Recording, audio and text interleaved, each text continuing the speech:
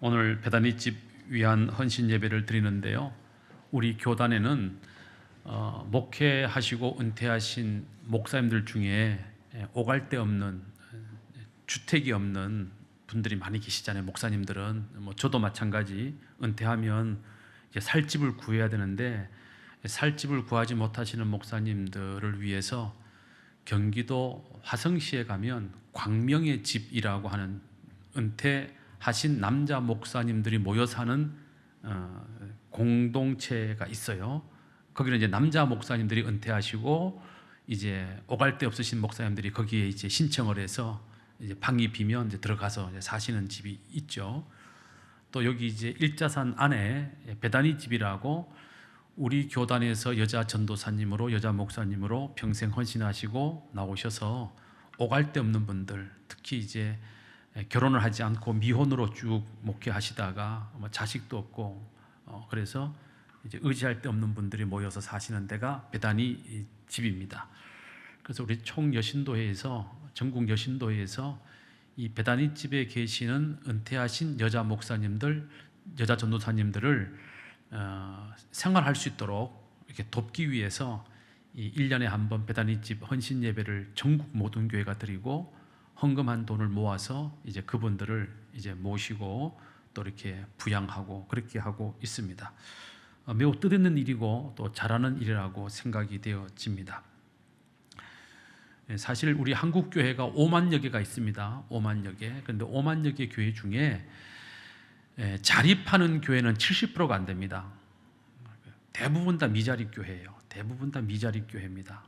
그래서 참 부끄러운 얘기지만 목사님들 중에 당신이 은퇴하고 살 방도를 찾을 수가 없으니까 목회를 무리하게 하시는 분들 있죠. 목회를 무리하게 해서 이권을 챙기고 뒷주머니를 챙기고 그렇게 하시는 분들도 있습니다. 물론. 그러나 대부분의 목사님들은 신실하게 진실되게 정직하게 목회하시고 교회를 딱 떠나면 사택에서 나가야 되니까 그러면 당장 이제 오갈 데가 없는 분들이 많이 계시죠. 그래서 그분들을 위해서 광명의 집도 짓고 베다니 집도 지었지만 사실은 굉장히 시설이 부족한 건 맞습니다.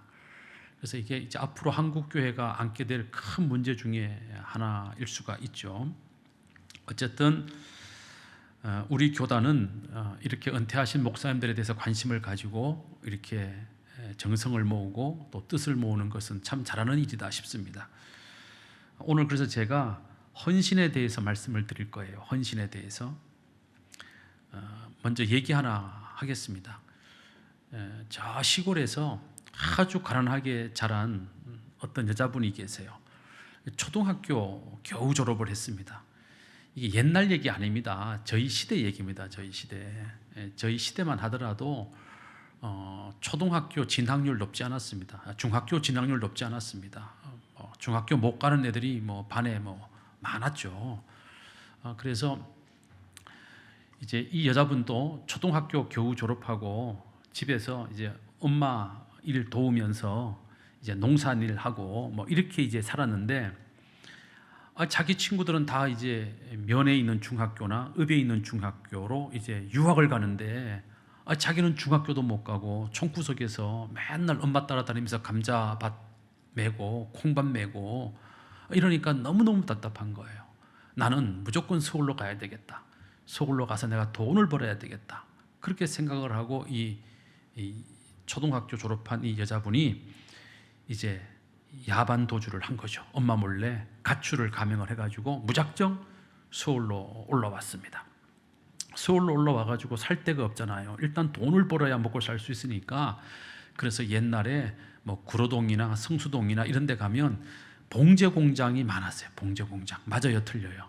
봉제 공장 많았어요. 그래가지고 그 봉제 공장에 취직을 했는데 초등학교 졸업하고 시골서 금방 올라온 여자애가 봉제 공장 간들 무슨 일을 하겠어요. 그래서 이렇게 초등학교 갓 졸업하고 봉제 공장에 들어오면 제일 먼저 뭐부터 시작해요? 아시네요. 야, 나는 이게 너무 좋아요. 저는 우리 교회는 말이 통하잖아요. 말이 목사하고 다른 교회 가면 말이 안 통해. 근데 말이 통하잖아요. 시다부터 하는 게 시다. 그럼 시다가 하는 일이 뭐예요? 네, 시다발이. 그야말로 시다발이죠. 뭐 잔심부름하는 거죠. 뭐 이렇게 미싱박을 뭐 옷값 날라주고 청소하고 미싱 닦고 뭐 그다음에 쪽가위 들고 실밥 듣고. 쪽가위 아세요? 예, 쪽가위 들고 이제 실밥 듣고 이제 뭐 이제 그런 일을 이제 하는 거예요. 이제 그러면서 어깨 너머로 뭘 배워요? 미싱 타는 걸 배우는 거죠. 미싱 타는 걸 배우는 거예요. 그래가지고 이제 시다를 열심히 했어, 열심히. 그래가지고 이제 돈을 이제 그때 당시에 뭐 한 10,000원 정도, 제 기억으로는 그때 당시에 시다가 받아봐야 한 10,000원 받았어요, 10,000원.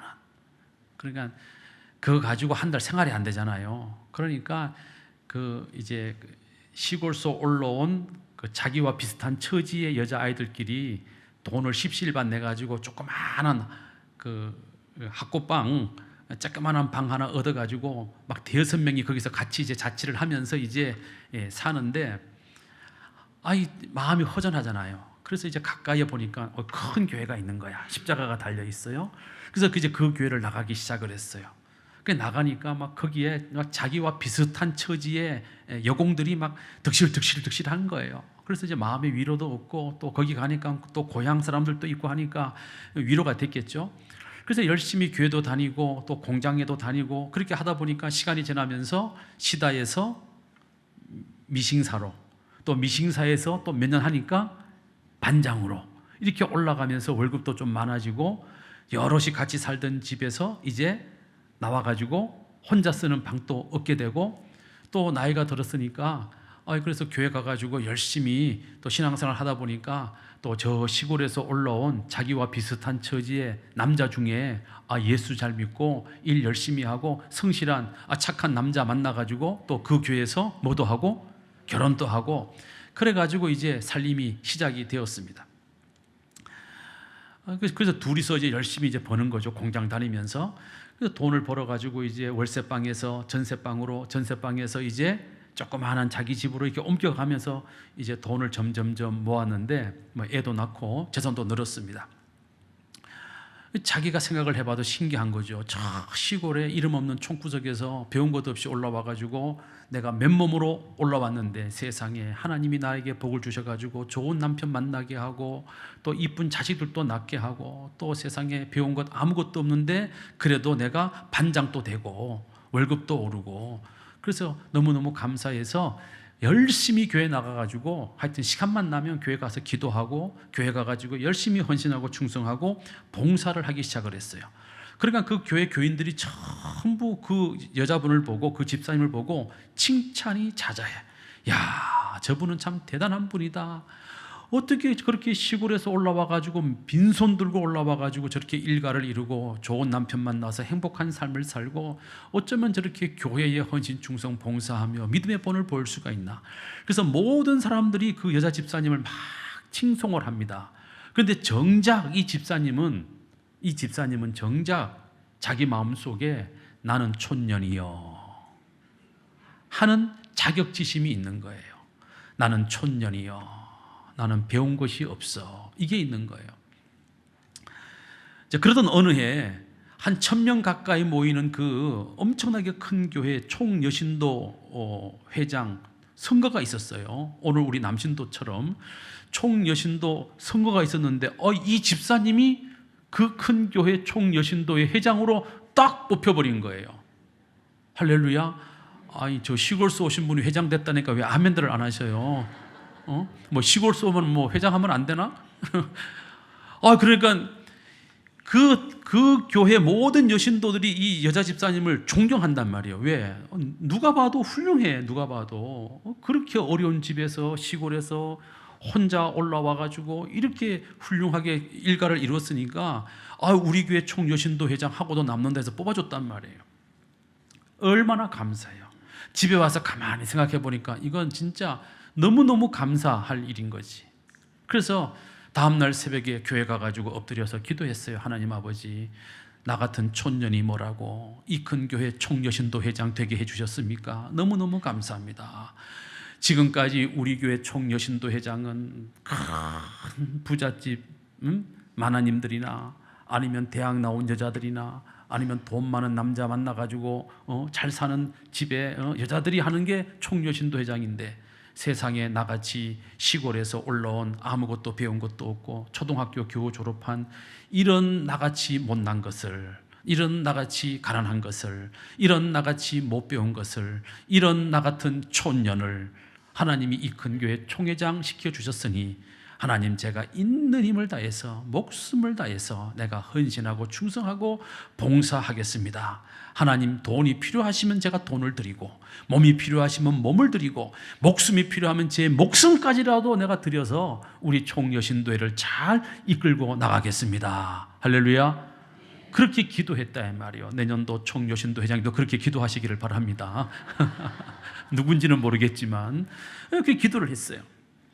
그리고 열심히 1년 동안 총여신도 회장직을 얼마나 잘 감당했는지 모든 사람들이 최고의 총여신도 회장이었다, 그렇게 칭찬을 하게 되었다는 것이죠. 헌신은 하나님의 은혜를 깨달아 알고 감사하는 사람이 하는 거예요. 하나님의 은혜를 깨닫지 못하는 사람은 헌신할 수가 없죠. 하나님의 은혜에 감사하는 마음이 있는 사람이 헌신하는 겁니다. 하나님의 은혜에 감사할 줄 모르는 그런 강팍한 마음을 가지고 헌신이 되겠습니까? 그래서 예수를 믿으면 우리가 은혜를 아는 사람이 되어야 할 줄로 믿습니다. 뭘 알아야 된다고요? 은혜를 알아야 되는 거예요. 우리가 부모님의 은혜를 알아야 효자가 되고, 교회의 은혜를 알아야 교회의 헌신, 충성, 봉사할 수 있게 되는 것이고, 우리가 하나님의 은혜를 알아야 하나님을 위해서 내 생명도 아낌없이 드리고 바칠 수 있는 헌신의 삶을 살아갈 수 있게 되는 것입니다. 여러분 생각해 보십시오. 은혜를 모르는데 어떻게 감사해요? 감사를 모르는데 어떻게 헌신합니까? 그러므로 우리 성도 여러분, 예수를 믿으면서 은혜 받으시기를 주님의 이름으로 축원합니다. 뭘 받으셔야 된다고요? 은혜를 받으셔야 돼요. 은혜를 받으셔야 돼. 교회 오는 목적이 뭐냐? 예수 믿고 구원받고 천국 가는 것은 이미 정해진 일이니까 교회 오는 첫 번째 목적이 뭐가 돼야 되냐면 은혜를 받는데 목적을 두셔야 돼요. 그래서 우리가 교회 오면 나도 은혜 받고 당신도 은혜 받고 우리 모두가 은혜 받도록 해야 된다. 할렐루야. 나도 은혜 안 받고 남도 못 받게 만들고 우리 모두 은혜 떨어지게 만들면 그 사람은 사탄의 종이 되는 겁니다. 맞아요, 틀려요? 맞잖아요. 우리가 나도 은혜 받고, 누구도 은혜 받고, 나도 은혜 받고, 누구도 은혜 받고, 당신도 은혜 받고, 그리고 누가 은혜 받고? 우리 모두가 은혜 받고. 할렐루야. 자, 옆에 분들하고 인사하겠습니다. 나도 은혜 받고, 당신도 은혜 받고, 우리 모두 은혜 받고 좋은 교회 만듭시다. 할렐루야. 그래서 은혜가 넘치는 교회는요, 사람들이 딱 들어오면 알아요. 사람은 영적인 존재이기 때문에 이 교회를 딱 들어오는 순간에 아, 은혜가 있는 교회다, 은혜가 없는 교회다, 바로 알아요. 바로 알아. 사람들이 알아요. 왜? 사람은 영적인 존재이기 때문에 아는 거예요. 교회를 아무리 크게 지어도 은혜가 떨어지면요, 딱 들어가면 교회가 벌써 우리는 냉랭하구나, 썰렁하구나, 뭔가 마음이 착 안 달라붙어요. 근데 은혜가 있는 교회는 나하고 은혜의 주파수가 딱 맞는 교회를 가면 이상하게 처음 간 교회인데 마음이 편해. 이상하게 처음 간 교회인데 마음에 기쁨이 있어. 이상하게 그 교회 내가 처음 갔는데 이야, 목사님이 그렇게 좋을 수가 없어. 할렐루야. 이게 은혜가 넘치는 교회예요. 저는 우리 거암교회가 그런 은혜가 넘치는 교회가 될 수 있기를 주님의 이름으로 축원합니다. 제발 부탁하는데 은혜 깨트리는 데 앞장서지 마세요. 은혜 깨트리는 데 앞장서지 마세요. 은혜 깨트리는 데 앞장서면은요, 이거는 큰 죄를 짓는 거예요. 큰 죄를. 생각해 봐요. 세상이 얼마나 힘들고 어려워요. 세상살이가 쉽지가 않아요. 얼마나 힘들고 어려워요. 세상에서 이리 치이고 저리 치이고 남편한테 시달리고 자식들한테, 요즘은 자식들도 요즘 자식들은요, 부모님들을 공경 안 하더구만요. 부모님 말귀를 아주 우습게 알아, 요즘 애들은. 근데 또 그런 자식들한테 부모들이 뭐라고 말도 못해, 요즘은. 왜? 싸움 날까봐. 그러니까 세상에서, 가정에서 상처받고 직장 가서 깨지고 사업하다가 망하고 들어먹고 상처투성이가 돼서 교회 왔는데 그 사람이 교회 오는 목적이 뭐예요?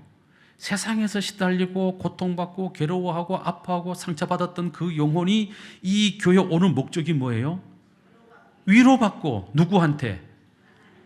근데 왜 목사한테 위로해달라고 그래요? 하나님한테 위로를 받으셔야지. 저도 힘들어요. 아니, 나도 힘들어, 나도. 근데 자꾸 나한테 와서 뭐 위로해달라고 하지 마세요. 하나님께 위로를 받으셔야 돼. 그런데 내가 위로받으려고 와가지고 겨우 목사님 설교 듣고 내가 마음을 잡고 내가 힘을 얻고 용기를 얻었는데, 옆에 있는 여자가 나한테 찝쩍거리고 시비 걸고 찝쩍거리고 싸움 걸고 은혜 확 다 떨어뜨리면 그 사람이 어떻게 세상 나가서 또 담대하게 살 수 있겠냐 이 말이에요. 나만 불쌍한 게 아니고 내 옆에 있는 분도 불쌍해요. 여러분만 불쌍한 게 아니고 목사인 저도 불쌍한 사람이에요. 그러므로 우리는 서로 어떻게 여기자? 불쌍히 여기는 마음을 갖게 되시기를 주님의 이름으로 축원합니다.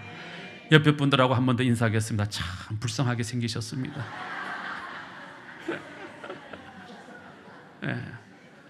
우리는 다 불쌍한 사람들이에요. 우리가 얼마나 불쌍하냐고. 그렇잖아요. 우리가 자식을 낳으면 그 자식이 철들면 내가 막 그 자식 때문에 호강할 줄 알았는데 개꼴. 호강은 무슨 40이 됐는데도 돈도 안 벌어 장가도 안 가 시집도 안 가. 그놈의 자식 보면 열통 터져 죽잖아요 지금. 그런 마음이 위로받고 힘없고 용기 얻고 하는 데가 바로 어디예요? 교회란 말이지, 교회. 근데 교회 왔는데 자꾸 누군가 날 괴롭혀. 오고 싶겠어요? 얼마나 그 교회 성도들이 목사님을 괴롭혔는지 목사님이 주일날 교회를 안 가버려. 그랬더니 그 어머니가 얘야 너 교회 가야 되지 않느냐? 아니요 저 안 갈래요. 아니 세상에 네가 그 교회 담임 목사인데 네가 교회 안 가면 누가 가냐? 그런 일이 벌어지면 되겠어요 안 되겠어요? 안 되잖아요. 목사인 저도 그 함께 오기를 기쁘게 만들어 주셔야 돼 여러분들이. 저도 여러분들이 우리 교회 오실 때 기쁘게 오시도록 저도 이 교회를 이끌어 가야 돼요. 우리 모두가 다 내 옆에 있는 성도들이 이 교회에 오실 때 기쁘게 오시도록 우리 모두가 함께 만들어 가야 되는 거예요. 그래야 거함교회가 좋은 교회가 될 줄로 믿습니다. 어느 교회 목사님이 설교를 하시는데 제가 이거를 오늘 준비를 했었는데 준비를 못해서 죄송해요. 어느 목사님이 장미꽃 한 송이를 설교하다가 다 꺼냈어. 장미꽃 한 송이를. 이걸 내가 갖고 와야 되는데 장미꽃을 갖고 와야 되는데 딱 꺼냈어요. 그러면서 설교를 하시면서 자꾸 이 장미꽃 꽃잎을 하나씩 떨어뜨리면서 이렇게 떼서 버리면서 설교를 하시는 거예요. 이렇게 떼서. 그 성도님들이 아니 목사님이 약간 맛이 가셨나? 뭐 기분 나쁜 일이 있나? 사모님하고 싸웠나? 아니 그 멀쩡하게 이쁜 장미꽃을 왜 자꾸 뜯어서 버리냐 이 말. 장미꽃잎을. 그 설교가 끝날 때쯤 되니까 장미꽃이 어떻게 됐을까요? 꽃잎이 다 떨어지고 앙상한 줄기만 남은 거예요. 그때 목사님이 이렇게 말씀하셨어요. 성도 여러분, 여러분의 인생이 이렇게 비참해진 다음에 주님 앞에 나오기를 원하십니까? 아니면 가장 여러분들의 인생이 아름답고 화려할 때 주님 앞에 나오기를 원하십니까? 여러분들의 인생이 이렇게 비참해졌을 때 헌신하겠다고 나오겠습니까? 아니면 여러분들의 인생이 가장 화려하고 아름다울 때 주님 앞에 헌신하시겠습니까? 이렇게 목사님이 물었다는 거예요. 그래서 제가 오늘 그 이야기에서 힌트를 얻고 오늘 설교 말씀의 제목은 뭐 하기 전에? 시들기 전에 뭐 하자는 거예요? 설교 끝. 다 알아들으셨잖아요. 시들기 전에, 우리의 인생이 시들기 전에, 우리의 청춘이 시들기 전에, 우리의 젊음이 시들기 전에, 우리의 건강이 시들기 전에, 내 주머니에 돈이 시들기 전에 뭐 하자? 어느 교회나 헌신하자 그러면 말이 좀 확 줄어들어 목소리가. 왜 그러세요? 오늘 말씀의 배경은 이겁니다. 하루는 주님이 베다니에 있는 문둥병자 시몬의 집에서 점심을 드시는 거예요. 이 문둥병자 시몬은 주님께서 고쳐주신 문둥병자예요. 그러니까 이제 주님이 베다니 집에 가면 이 문둥병자 시몬의 집이나 아니면 나사로, 죽었다가 살린 그 나사로의 집에 가시거나 이렇게 두 집을 주로 이제 찾아가시는데 오늘은 이 문둥병자 시몬의 집에 가셔서 점심을 드시는 거예요. 그런데 요한복음 12장에 보면 똑같은 얘기가 나와요. 근데 거기 보면 오늘 성경 말씀 보게 되면 이름 없는 한 여자가 향유 옥합을 가지고 나와서 깨트린 다음 주님 머리 위에 붓습니다. 요한복음 12장에 보게 되면 향유 옥합을 깨뜨려 주님 발에 붓고 자기 머리카락으로 주님 발을 닦아드렸다고 되어 있습니다. 약간의 차이는 있지만 공통된 사실은 뭐냐 하면 어쨌든 베다니 문둥병자 시몬의 집에서 주님이 식사하실 때에 한 여자가 그 귀한 향유 옥합을 곁들여 주님의 머리에 붓고 그리고 기름을 발에 붓고 자신의 머리카락으로 주님의 발을 뭐 했다는 거예요? 닦아드렸다는 것은 사실입니다. 성경에 보면 주님을 위해서 자신의 것을 아낌없이 내어드린 사람들이 많이 등장하고 있습니다. 우리가 잘 알고 있는 주님의 제자들은 주님을 따르기 위해서 자신의 배와 그물과 잡았던 고기와 가족들을 버리고 주님을 따라갑니다. 자기의 것을 다 드리고 바친 것이죠.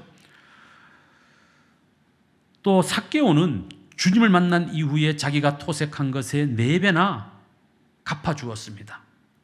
주님을 만남으로 자기의 것을 다 내어놓은 것이죠. 한 어린 소녀는 주님 앞에 자신의 오병이어의 도시락을 내어놓았습니다. 화면 올려주시죠. 자, 그 다음 마르다는 주님이 찾아갈 때마다 맛있는 음식을 만들어 드렸습니다. 마가 요한의 어머니는 주님을 위해 유월절 식사를 준비하고 다락방을 내어 드렸습니다. 다음 이름 없는 한 사람은 주님을 위해 자신의 전 재산인 나귀와 나귀 새끼를 주님께 내어 드렸습니다.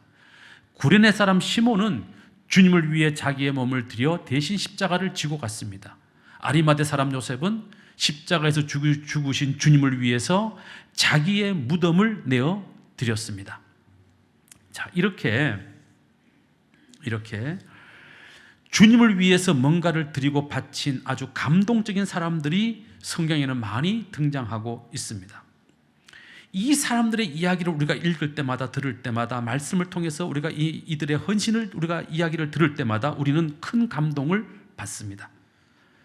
이들이 우리에게 감동을 주는 이유는 이 사람들이 주님께로부터 뭔가를 많이 받았기 때문에 우리가 감동을 하는 것이 아니라 그 반대로 이 사람들이 주님을 위하여 자신의 것을 많이 드렸기 때문에 우리에게 더 큰 감동을 주는 겁니다. 우리는 많이 받아야 감동이 될 것 같지만 그렇지 않습니다. 오히려 믿음의 세계는 주님을 위하여 많이 드릴수록 감동이 더 큰 겁니다. 할렐루야. 맞아요? 틀려요? 맞습니다. 자, 그런데 이 모든 사람들, 방금 제가 보여드린 이 모든 사람들의 헌신이 감동적이기는 하지만 오늘 본문에 나오는 자신의 향유 옥합을 깨트린 이 여인만큼은 감동적이지를 않습니다. 왜냐하면 이 사람들, 주님의 제자들, 오병이어를 바친 소년, 주님께 음식을 바친 마르다, 무덤을 바친 아리마대 요셉, 십자가를 대신 지기 위해 자기 몸을 내어드린 구레네 사람 시몬, 이런 모든 사람들이 주님을 위해서 뭔가를 드린 것은 맞지만 이 사람들이 드릴 때, 주님께 드릴 때 이 사람들의 드림에는, 헌신에는 뭐가 빠졌냐 하면 사랑이 빠졌어요. 근데 이 여인이 주님에게 향유 옥합을 깨트려 바칠 때는 이 여인의 헌신에는, 드림 속에는 뭐가 있는 거예요? 사랑이 있는 거예요. 그래서 이 여인의 드림과 헌신이 훨씬 더 우리에게는 감동적으로 다가오는 것입니다. 여러분 가만히 한번 생각해 보십시오. 어느 날 갑자기 주님이 나타나셔가지고 그물을 깃고 있는 사람들에게 너희는 나를 따라오너라, 내가 너희를 사람 낚는 어부가 되게 하리라 하실 때 그들이 그물과 배와 고기와 심지어 가족을 다 버리고 주님을 따라갑니다. 이때 당시에 주님을 따라갔던 베드레, 안드레, 야고보, 요한은 주님을 사랑해서 따라간 게 아니에요. 고기 잡는 어부로 사는 것보다 사람 낚는 어부로 사는 것이 더 좋겠다 싶어서 따라간 거예요. 사랑 때문에 따라간 게 아니라 이 말이에요. 사랑 때문에. 또 오병이어를 위해 자기 도시락을 내어놓은 이 소녀는 주님을 사랑했기 때문에 자기 도시락을 내어놓은 게 아닙니다. 다만 굶고 있는 사람들이 안타까운 그 긍휼의 마음이 있었기 때문에 혹시라도 내 도시락이 뭔가 필요하지 않을까 싶어서 그 도시락을 내어놓은 것입니다. 삭개오가 주님을 사랑했기 때문에 자기 재산을 전부 내놓은 것이 아닙니다. 자기 죄를 깨달았기 때문에 내놓은 것입니다.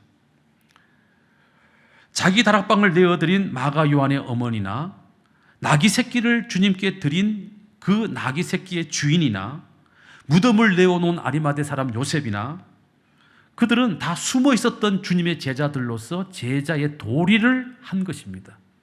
사랑하기 때문에 한 것이 아니다 이 말씀이에요. 구레네 사람 시몬이 주님을 대신해서 십자가를 졌습니다. 주님을 사랑해서 십자가를 졌습니까? 아닙니다. 얼떨결에 끌려 나갔기 때문에 그 십자가를 대신 진 겁니다. 그러나 이유가 어찌 되었던 간에 이 사람들은 주님 앞에 드리고 바치고 헌신했던 위대한 사람들인 것은 분명한 사실이죠. 그런데 오늘 본문에 나오는 이 여인, 향유 옥합을 깨뜨려 주님께 드린 이 여인의 드림의 배경은 주님을 향한 뭐였다? 사랑이었다. 사랑. 주님을 사랑하는 마음으로 이 여인은 자기의 향유 옥합을 깨뜨렸고 자기 머리카락으로 주님의 발을 닦아드린 것입니다. 그래서 이들의 헌신보다 이 여인의 헌신은 훨씬 더 큰 감동을 우리에게 주고 있는 것입니다. 때때로 우리는 자기 체면 때문에, 자기 직분 때문에, 또는 의무감 때문에, 또 어떻게 하다 보니까 등 떠밀려서, 또는 그렇게 하도록 배웠기 때문에, 아니면 그동안 맺어온 관계가 있어서 사랑하는 마음이 없어도 얼마든지 우리는 드리고 바치고 헌신합니다. 그래요? 안 그래요? 사랑하는 마음이 요만큼도 없어도 우리는 그게 인간의 도리이기 때문에, 그렇게 배웠기 때문에, 그 사람과 나와의 관계가 있기 때문에, 또 목사님 얼굴 바치니까 우리가 헌신할 때 있잖아요. 사랑하는 마음이 전혀 없어도. 물론 그렇게 하시는 분들 대단한 분들이고 고마운 분들이고 감사한 분들이죠. 그러나 감동은 없죠. 왜? 뭐가 없기 때문에? 사랑이 없기 때문에. 저는 여러분들이 주님을 위해서 헌신할 때, 교회를 위해서 헌신할 때 사랑의 동기로 그렇게 하시기를 주님의 이름으로 축원합니다. 교회를 사랑해서 여러분들이 헌신하면 그 헌신은 감동이 되는 거예요. 주님을 사랑해서 여러분들이 헌신하신다면 그 헌신은 엄청난 감동이 되는 것입니다. 제가 흥예제일교회에서 부목사 할 때 제가 얼마나 열심히 목회를 했는지 이게 제 자랑입니다. 저도 좀 자랑 좀 하려고요. 제가 흥예제일교회 부목사 할 때 교회 부흥에 미쳤어요. 교회 부흥에. 그래가지고 막 밤낮 없이 목회를 하고 막 밤 9시 되면 우리 집사람 데리고 막 그 흥의 읍내를 막 다니면서 기도하고 막 토요일 날 밤 9시에 이 강대상에 올라와가지고 막 설교 예행 연습하고 막 어마무시하게 목회를 열심히 하다가 그만 왼쪽 눈이 멀어버렸어요. 왼쪽 눈이 딱 멀었어. 안 보이게 되는 거예요. 그러니까 안 보이는 것은 내가 적응이 되더라고요. 한쪽 눈 이렇게 뜨고 애꾸로 살겠더라고요. 애꾸로 이렇게 하면. 근데 이게 문제는 뭐냐? 아파. 너무 아파요. 너무 아파. 너무 아파. 제가 군대 생활을 했기 때문에 아픔을 겪는 일이 많았을 거 아니에요. 뭐 맞기도 많이 맞고 기합도 받고 뭐 그잖아요. 그거는 상대도 안 되는 거예요. 너무 아파. 지금도 그때 생긴 후유증으로 지금도 잠을 잘 때 똑바로 누워 자지를 못해요. 지금 또 몸을 돌려가지고 이 왼쪽 눈을 비계에다가 막 이렇게 짓이겨야 지금도 그렇게 잠을 자요. 지금 또 이 왼쪽 눈이. 그래서 이제 뭐 포항에 있는 그 안과병원을 갔더니 아유 목사님 제가 목사니까 말씀을 드리는데 목사님 오른쪽 눈 또 곧 멀 겁니다. 각오하고 계세요. 뭐 의사가 그런 소리나 하고 앉아 있고. 근데 아프니까 못 견디겠는 거예요. 그래서 서울에 안과로 제일 유명한 제일 큰 병원에 예약을 했어요. 포항에서 못 고치니까 서울 가면 고치겠지 해가지고 서울에 있는 안과, 지금으로부터 한 20 몇 년 전에 서울시에서 안과로 제일 유명한 데가 어디예요? 어디요? 공안과? 아, 여기는 공안과예요? 이 동네는? 저희 동네는 김안과인데? 하여튼 그거가 제일 컸어. 예약을 넣었어요. 그래가지고 딱 요맘때쯤 되겠네요, 계절적으로.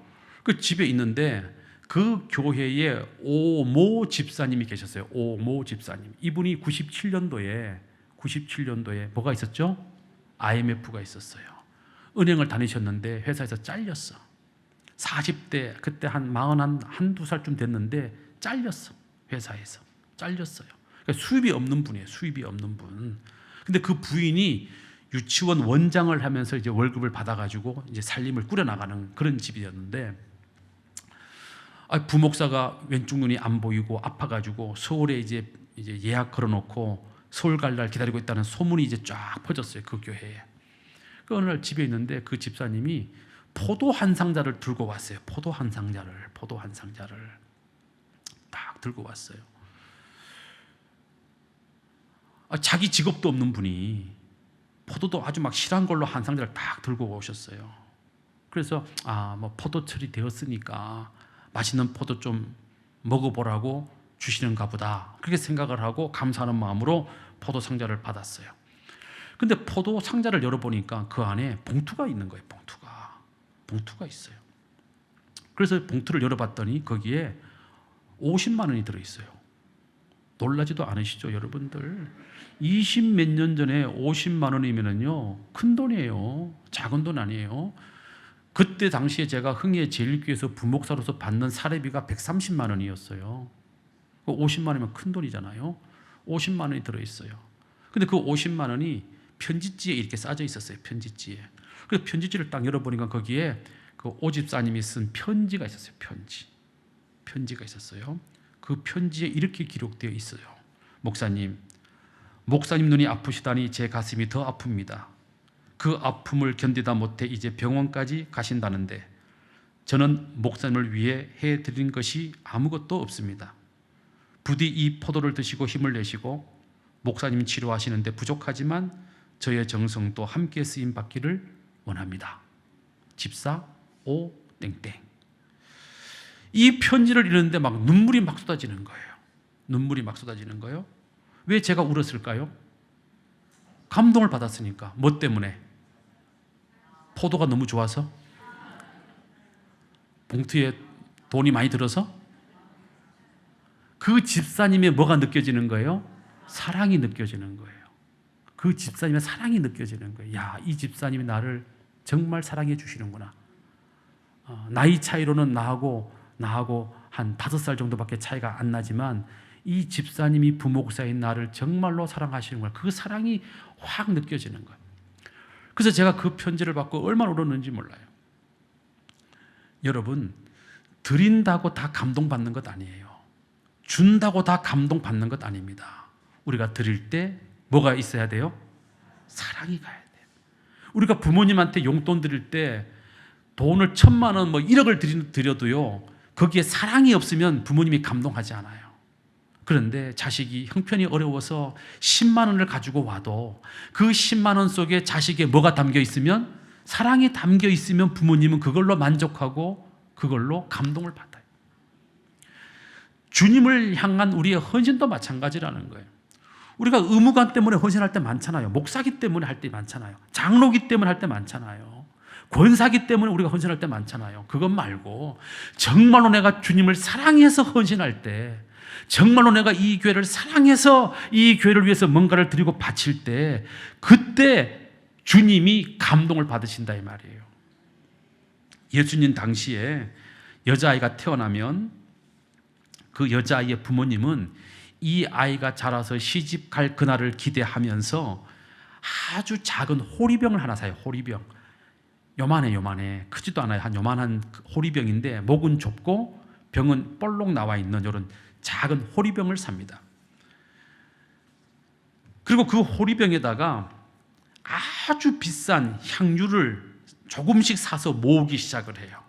그 향유가 바로 뭐냐면 나드향이에요. 나드향. 무슨 향? 나드향이에요. 이 나드향은요 어떻게 만들어지냐 하면 히말라야나 네팔의 높은 고산지대에 자라는 나도초라는 풀이 있어요. 나도초라는 풀이 있어. 이 풀의 뿌리를 캐가지고 그 뿌리를 증류를 시키면, 소주를 만들듯이 증류를 시키면 수증기가 쫙 올라와가지고 액체로 떨어지는데 그게 모여서 바로 나도향이라는 향수가 돼요. 향수가. 그런데 나도초 뿌리를 막 이따만큼 증류시키면 나도향수가 한두 방울밖에 안 만들어져. 귀해요, 안 귀해요? 엄청 귀해요. 그래서 이 나드향수는 굉장히 비싸요. 얼마나 비싸냐 하면 요한복음 12장 3절과 5절을 보게 되면 300데나리온 한다 그랬어요. 요만한 호리병 하나가 300데나리온이에요. 300데나리온. 요만한 게 300데나리온이요. 요만한 거. 여러분들 집에 샤넬 5 향수 다 갖고 계시잖아요. 그거 얼마예요? 안 쓰시는구나. 요즘은 더 좋은 거 쓰시는구나. 요즘 향수 좋은 거 써봐야 뭐 50만 원 좀 하시겠죠. 뭐 너무 세게 불렀나요? 얼마쯤 해요? 한 15만 원, 20만 원 하잖아요. 근데 요거 나드향 한 옥합 요거 요만한 거 얼마냐 하면 300데나리온이요. 300데나리온이 얼마냐 하면은요 1데나리온은 노동자 한 사람의 품삯이에요. 1데나리온은 하루 일당이에요. 300데나리온이면 며칠 일당이에요? 300일 일당이에요. 요즘 일당을 10만 원만 잡아도 30일이 아니고 300일을 곱하면 얼마가 돼요? 3천만 원이 돼요. 요만한 게. 역시 놀라지 않을 줄로 알았습니다. 우리 교회는 돈에 대해서는 초월을 했기 때문에 담임 목사를 닮아가지고 놀라지를 않아. 요만한 향수 한 병이 3천만 원이에요. 3천만 원. 요즘 이런 향수요, 요즘 프랑스 가도 없어요. 얼마나 비싼지 몰라. 이게 왜?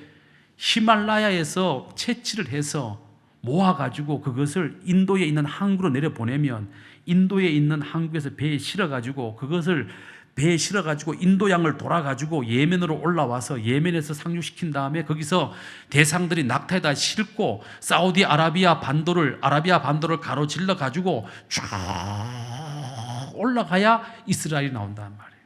얼마나 비싸겠어요. 그러니까 요만한 거예요.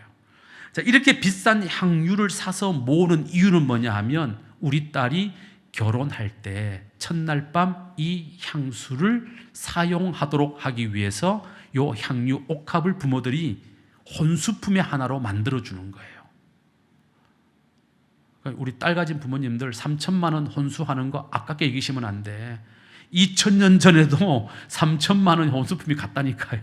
2000년 전에도. 응? 그러면 그 딸은 시집 갈 때 요 향유 옥합을 가지고 가서 이거를 하룻밤에 다 쓰는 게 아니고 사랑하는 신랑과 동침할 때마다 조금씩 몸에다가 뿌리는 거예요. 좋은 냄새 나라고.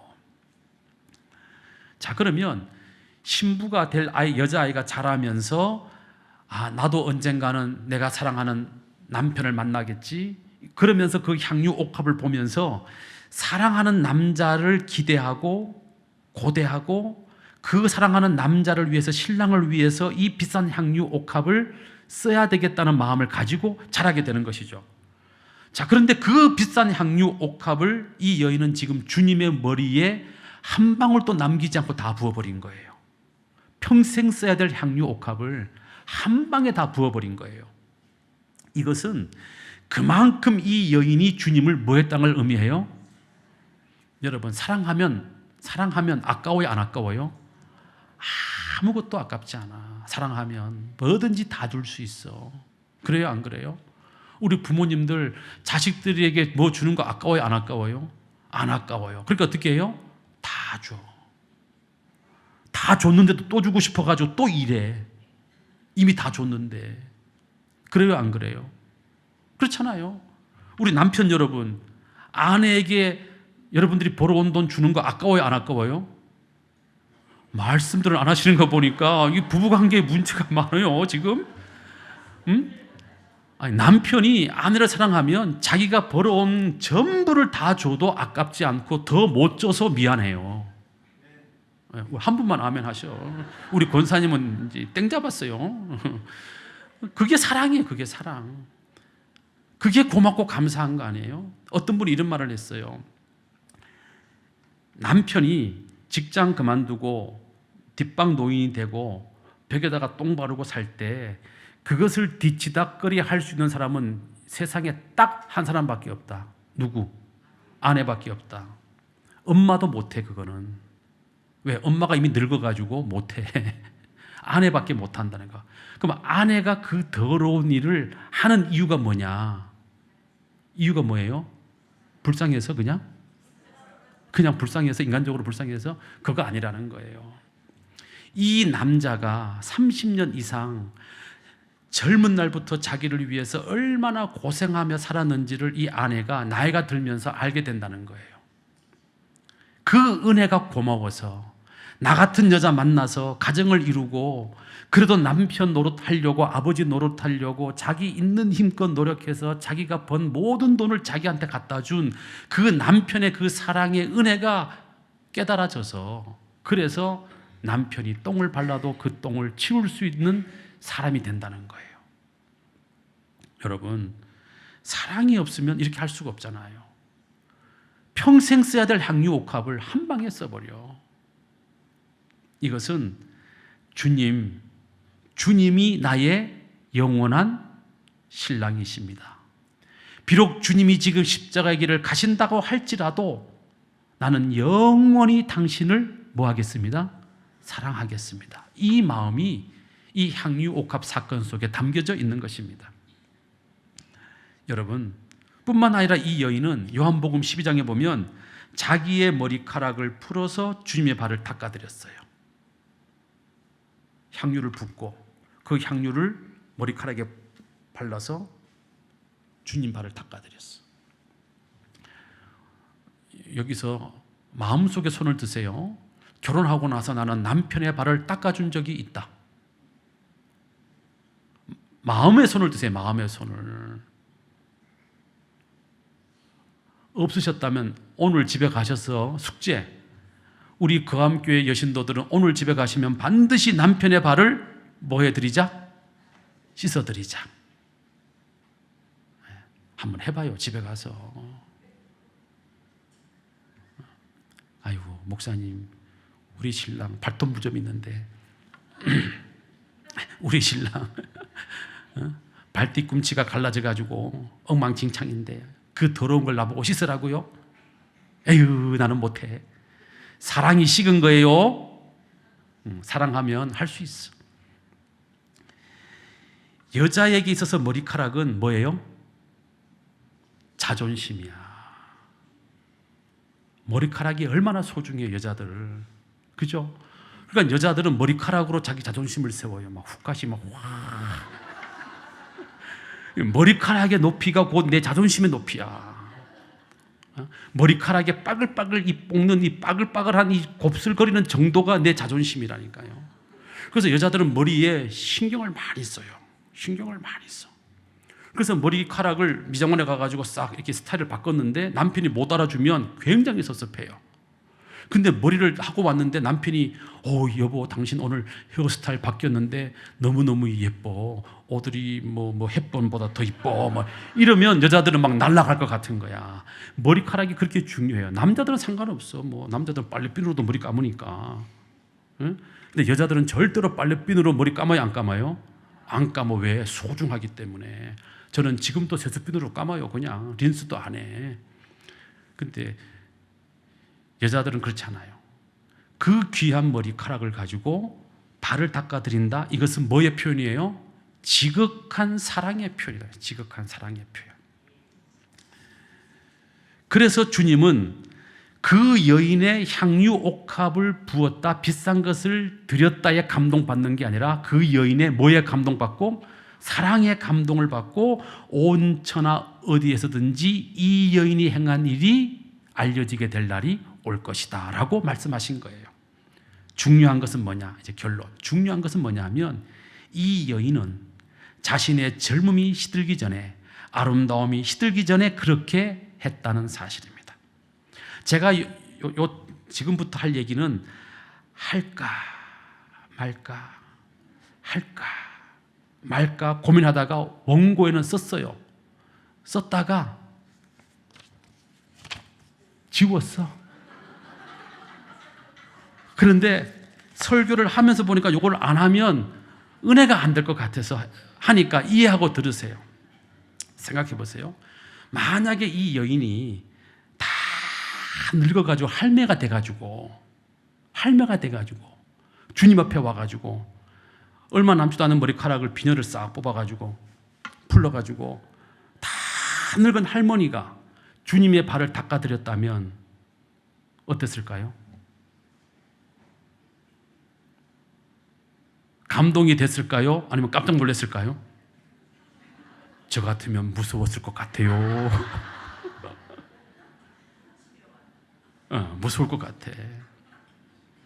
이 여인의 헌신이 아름답게 빛나는 이유는 이 여인이 시들기 전에, 청춘이 가기 전에, 아름다움이 가기 전에 이 여인이 헌신했기 때문에 이 여인의 헌신이 아름답다, 이 말씀이에요. 무슨 말씀입니까? 우리가 기왕에 헌신할 거라면 한 살이라도 젊을 때 헌신하자. 할렐루야. 물론 우리가 나이가 들어서도 헌신할 수 있어요. 늙어서도 헌신할 수 있어요. 병들어서도 헌신할 수 있어요. 그러나 기왕에 우리가 주님 앞에 헌신할 거라면 건강이 시들기 전에, 내 주머니의 물질이 마르기 전에, 내 육신의 청춘이 시들기 전에, 내 육신의 이 아름다움이 가버리기 전에 한 살이라도 더 젊었을 때에 주님 앞에 드리고 바치고 헌신하자. 할렐루야. 그러면 질문, 여러분들의 인생 가운데 가장 젊은 날이 언제입니까? 지금이에요. 지금이 여러분들 인생의 가장 젊을 때예요. 왜? 올해 가면 또 한 살 먹고 내년 가면 2살 먹고 자꾸 늙을 일밖에 없어. 그러니까 결국은 헌신은 언제 해야 되는 거예요? 지금 하셔야 된다 이 말이에요. 아유 목사님 내가 벌써 80인데. 아니요, 80대신 우리 어르신들 지금이 제일 젊으실 때예요. 지금 헌신하셔야 돼요. 또한 이 여인은요, 자신이 갖고 있는 그 향유 옥합의 향기가 시들기 전에, 날아가기 전에 한 방에 부어버린 거예요. 만약에 이 여인이 시집을 가서 그 향유 옥합을 조금씩 꺼내 쓰고 남은 걸 가지고 부었다면 그 향기가 그렇게 그 온 방에 가득 차지는 않았을 거예요. 왜? 뚜껑을 열 때마다 뭐가 날아가요? 향기가 날아가니까. 향기가 시들기 전에 그렇게 했다는 것이죠. 여러분, 지금 여러분들이 가지고 있는 건강 시들기 전에, 물질 시들기 전에, 열정 시들기 전에, 청춘 시들기 전에 주님께 드리고 헌신해야 된다는 것입니다. 그것이 바로 감동시켜 드릴 만한 헌신이다 이 말씀이죠. 공부한다고, 취직 준비한다고, 직장 생활한다고, 연애한다고, 돈 번다고, 애 키운다고, 아파트 산다고, 월부 갚는다고, 사업한다고, 내 인생의 화려한 시절 다 보내고 내 인생의 가장 아름다운 황금기 다 써버리고 다 늙고 병들고 시들고 말라 비틀어진 다음에 내 모습 이대로 주 받으옵소서 하고 나오는 것은 조금 염치 없는 것 아닙니까? 심각하게 말씀을 드리면, 그러므로 우리는 힘 있을 때, 건강할 때, 내 인생에 조금이라도 능력이 있을 때, 싱싱할 때, 한 푼이라도 내가 멋지게 주를 위해서 쓸 수 있을 때, 내가 가지고 있는 모든 것들이 다 시들어 버리기 전에 그래도 주님을 사랑하는 마음으로 조금이라도 내가 더 드리고 더 바치고 더 희생하고 더 헌신하고 향기로운 헌신의 향기를 날리는 여러분들 되시기를 주님의 이름으로 축원합니다. 거룩하신 아버지 하나님, 오늘 이 여인의 헌신을 통해서 우리는 주님을 향한 그 뜨거운 사랑이 헌신의 향기가 되어 아름답게 우리의 마음을 감동시키고 있다는 사실을 깨닫게 됩니다. 우리 모든 거함의 성도들도 아버지 하나님, 시들기 전에 주님을 위하여 더 많이 드리고 바치고 헌신할 수 있는 아름답고 복된 주의 종들 되도록 인도하여 주시옵소서. 예수님 이름으로 기도드리옵나이다. 아멘.